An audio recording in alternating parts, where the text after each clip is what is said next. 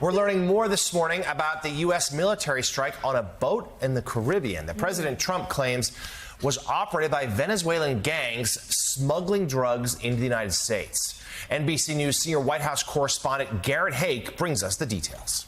This morning, a warning from President Trump, posting this video of what the White House says is a strike on Venezuelan drug smugglers. The president writing, "Let this serve as notice to anybody even thinking about bringing drugs into the United States of America. Beware."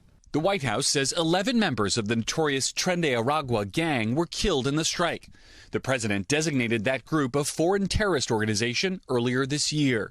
We have a lot of drugs pouring into our country. A lot of things are coming out of Venezuela, so we took it out. It comes as the president appears poised to expand his use of the military to combat crime inside the country. Asked Tuesday about whether he'd send the National Guard into Chicago. Well, we're going in. I didn't say when we're going in. I have an obligation. This isn't a political thing. The president blasting the city for failing to control violent crime after weekend shootings there left 8 dead and more than 50 injured. Chicago is a hellhole right now. Illinois Democratic Governor J.B. Pritzker responding. We know before anything has happened here that the Trump plan is to use any excuse to deploy armed military personnel to Chicago. Pritzker says he expects federal immigration enforcement to ramp up in Chicago in the coming days, possibly pegged to Mexican Independence Day celebrations planned for this weekend. Let's be clear, the terror and cruelty is the point, not the safety of anyone living here. But any National Guard deployment could be stymied by the courts after a federal judge in California ruled the president's mobilization of the National Guard and Marines in Los Angeles earlier this year was illegal. The judge warning that the president's use of the military, quote, creates a national police force with the president as its chief. And we, John, we're going to be talking to Barb, obviously, in a second about this and whether it's attached to protecting federal buildings, attached to other things. I'll let you finish your text messages. Are you ready, John? Yeah. Okay, good. He's pulling it up. I'm preparing for your question. Oh, preparing for the question. Yeah, I'm trying to get a little data so I can answer you with some facts. Just figured, because I do that to him all the time. Right. Well, except she's like doing her shopping list and also her shoplifting list. Her shoplifting. What do I need to steal today? More to the effect. Exactly. So tell me her shoplifting list. So yesterday, press conference, Mayor of Chicago sounding far different yesterday than he did when we interviewed him on Morning Joe. I mean, I have no inside information to suggest that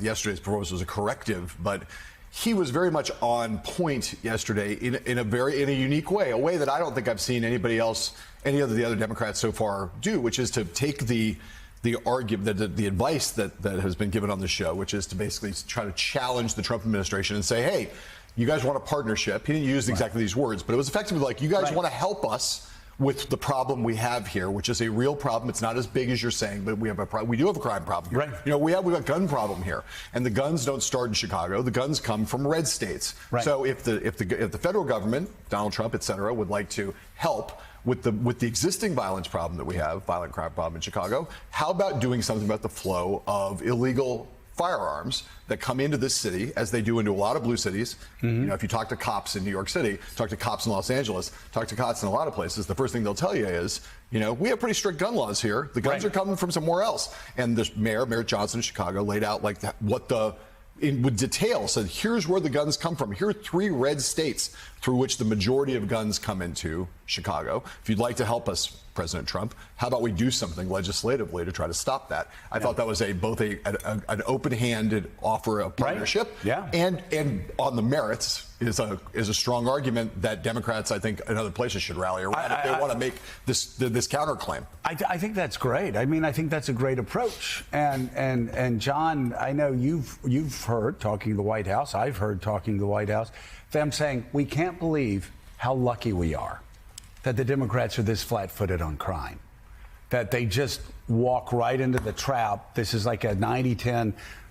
Somebody close to Donald Trump said this is a 90-10 issue, and the Democrats keep messing it up. Actually, yesterday was a good corrective, saying, let's partner. Let's figure out how to get tough on crime. Let's figure out how to get tough on guns. Let's figure out how to protect. And we can do that. The federal government, the state government, the local government. Let's partner together instead of fighting each other. Yeah, we're obviously a long way from the midterms, but those that I've talked to connected to the White House think that crime could be a really good issue for Republicans heading into next November. Twists and turns ahead, of course, but they like that. And John, to your point, yeah, that I covered the NYPD for a long time, and that iron pipeline, Commissioner Ray Kelly, then head of the police force here in New York, talked forever about Virginia, North Carolina, Georgia, other states in the South. That's where the guns would come from, to places like New York, into places like New York and Chicago. So the Wall Street Journal editorial board has a new piece with the headline, Trump Troops and the Mayhem in Chicago. It reads in part this way. Most Americans want cops on the beat, not soldiers in the streets. Governors sometimes deploy their own National Guard units to back up law enforcement, as when New York Governor Kathy Hochul sent troops into the subways last year. But that's state action. It can be exempt from posse comitatus, which prohibits the use of the U.S. military to execute domestic law. For Mr. Trump to declare an insurrection, to send in federal troops over the objections of an elected governor, that would be a risky escalation. Chicago's chronic crime problem belongs to Mr. Pritzker and Chicago Mayor Brandon Johnson. Mr. Trump can't duplicate there or elsewhere what he's doing in D.C. because there's no place in America that is like the nation's federal capital. But if Mr. Trump's anti-crime push makes D.C. safer for good, the president will be able to say he showed residents in America's big cities that they don't have to put up with the daily violence and mayhem that's tolerated by their failing political class. And Barbara, let's talk about the legal arguments here to underscore something the Wall Street Journal said, that D.C. is different. The president has more authority there than he does anywhere else.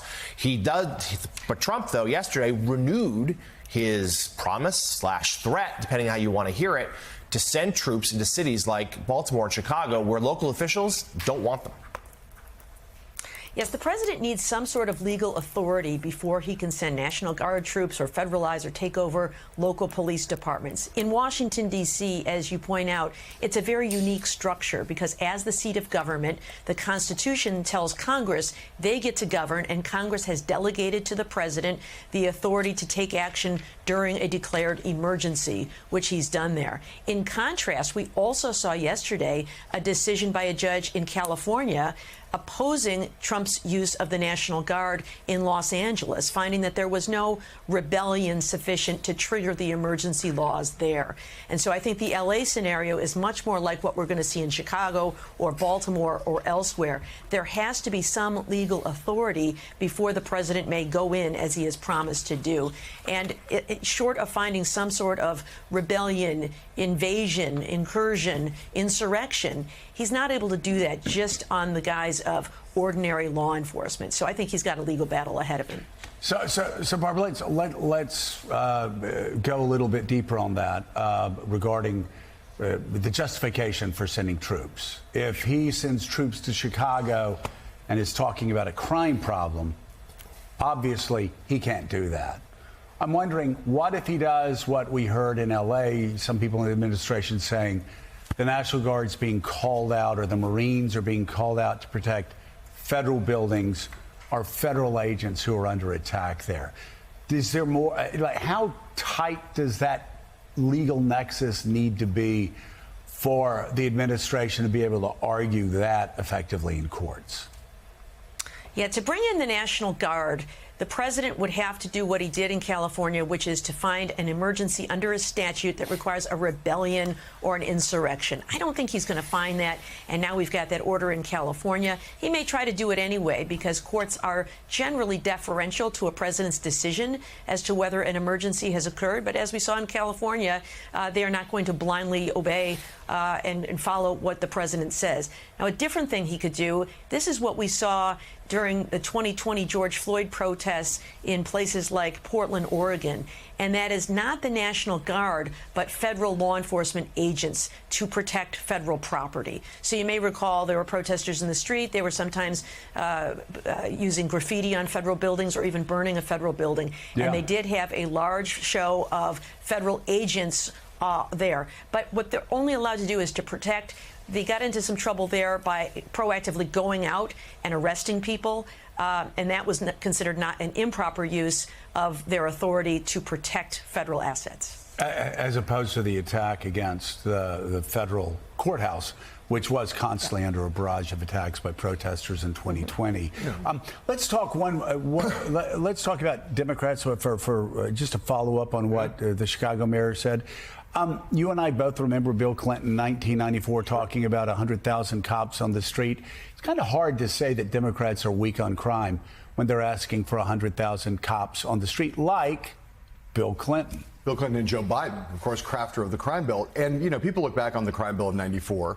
It's a mixed bag, right? It led to the permanent incarceration state. You had mandatory minimums that had racially disparate impacts. You had 3 strikes. The part of the bill that no one ever took exception to, left, right, center, even on the very far left, you didn't hear this back in 1994, was the 100,000 new cops on the street. Overwhelmingly politically popular across the Democratic Party and obviously in the Republican Party. It's why the crime bill had a relatively easy time getting enacted. And, you know, if you think about violent crime in America, the peak was 1991. We had about 750,000 violent crimes per 100,000 people that year. It's about half that now, which again speaks to the question of whether you have actual emergencies in any of these places, because the trend is down, especially post-COVID, but it's down over these last 3 decades pretty dramatically, in half, okay?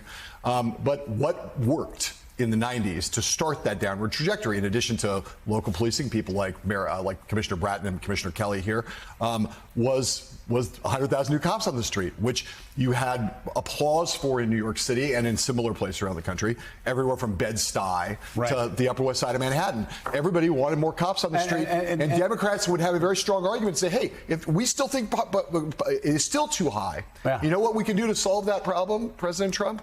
Well, we can solve that problem by putting more cops on the beat. No one's going to. I mean, we're past the days of defund the police. Yeah. And if there's a little bit of squawking on the far left about it, screw them, because politically that's not where Democrats want to be. Everybody wants cops on the beat. Yeah. That's I don't want to give advice to Democratic politicians, but it'd be it's a big bipartisan thing that you could push for, again, that would put the ball in the Trump administration's court on partnership. Right. And